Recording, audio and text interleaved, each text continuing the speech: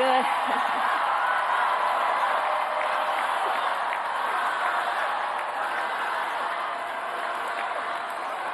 Good afternoon, everyone. Good afternoon. Good afternoon. Good afternoon. Thank you all. Thank you, thank you. Thank you, thank you. So let me say, and I love you back, and I love you back. So let me say, my heart is full today. My heart is full today, full of gratitude for the trust you have placed in me, full of love for our country, and full of resolve. The outcome of this election is not what we wanted, not what we fought for, not what we voted for, but hear me when I say, the light of America's promise will always burn bright. As long as we never give up, and as long as we keep fighting.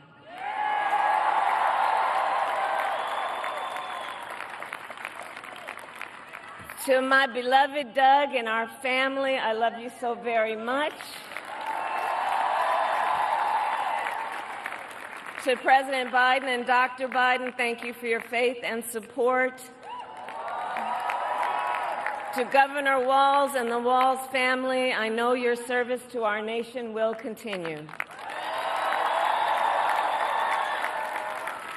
And to my extraordinary team, to the volunteers who gave so much of themselves, to the poll workers and the local election officials, I thank you all. Look, I am so proud of the race we ran, and the way we ran it, Over the 107 days of this campaign, we have been intentional about building community and building coalitions, bringing people together from every walk of life and background, united by love of country with enthusiasm and joy in our fight for America's future. And we did it with the knowledge that we all have so much more in common than what separates us. Now, I know folks are feeling and experiencing a range of emotions right now. I get it. But we must accept the results of this election. Earlier today, I spoke with President-elect Trump and congratulated him on his victory.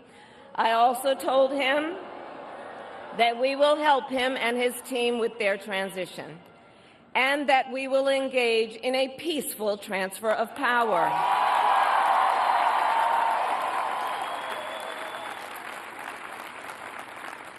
A fundamental principle of American democracy is that when we lose an election, we accept the results. That principle, as much as any other, distinguishes democracy from monarchy or tyranny. And anyone who seeks the public trust must honor it. At the same time, in our nation, we owe loyalty not to a president or a party, but to the Constitution of the United States.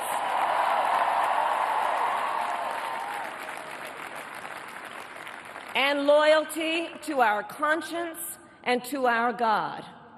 My allegiance to all three is why I am here to say, while I concede this election, I do not concede the fight that fueled this campaign.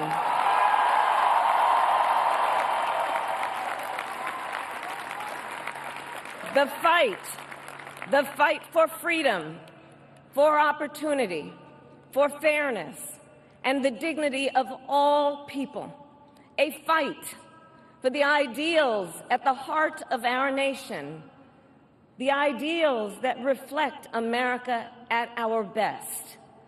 That is a fight I will never give up.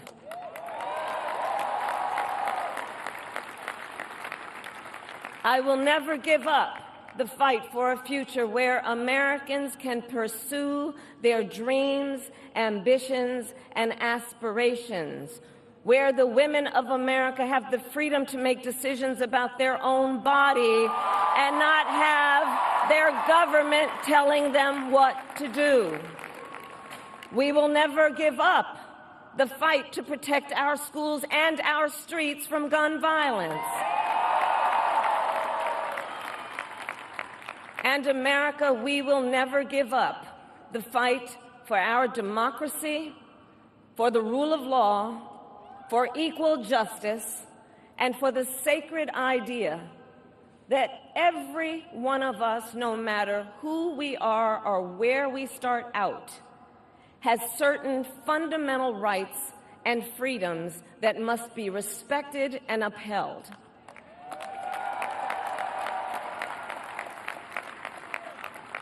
And we will continue to wage this fight in the voting booth, in the courts, and in the public square.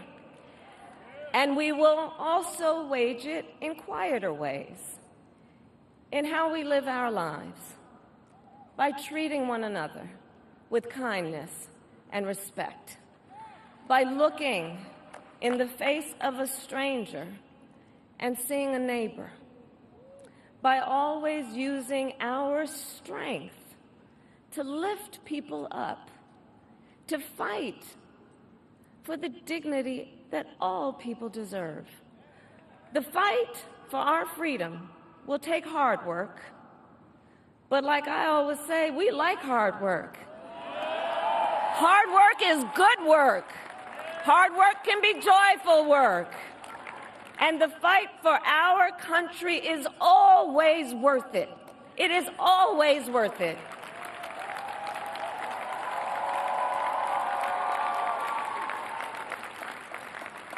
To the young people who are watching, it is... I love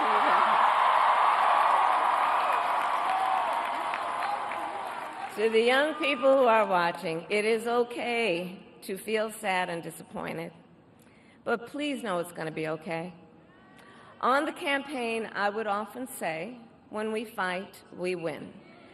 But here's the thing. Sometimes the fight takes a while. That doesn't mean we won't win. That doesn't mean we won't win. The important thing is don't ever give up. Don't ever give up. Don't ever stop trying to make the world a better place. You have power. You have power. And don't you ever listen when anyone tells you something is impossible because it has never been done before.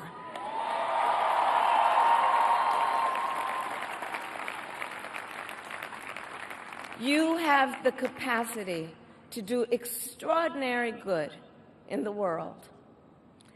And so to everyone who is watching, do not despair. This is not a time to throw up our hands. This is a time to roll up our sleeves. This is a time to organize, to mobilize, and to stay engaged for the sake of freedom and justice and the future that we all know we can build together. Look, many of you know I started out as a prosecutor, and throughout my career, I saw people at some of the worst times in their lives. People who had suffered great harm and great pain, and yet found within themselves the strength and the courage and the resolve to take the stand, to take a stand, to fight for justice, to fight for themselves, to fight for others, So let their courage be our inspiration. Let their determination be our charge. And I'll close with this. There's an adage an historian once called a law of history, true of every society across the ages. The adage is, only when it is dark enough can you see the stars. I know many people feel like we are entering a dark time, but for the benefit of us all, I hope that is not the case. But here's the thing, America, if it is, let us fill the sky with the light of a brilliant, brilliant billion of stars. The light of optimism, of faith, of truth, and service.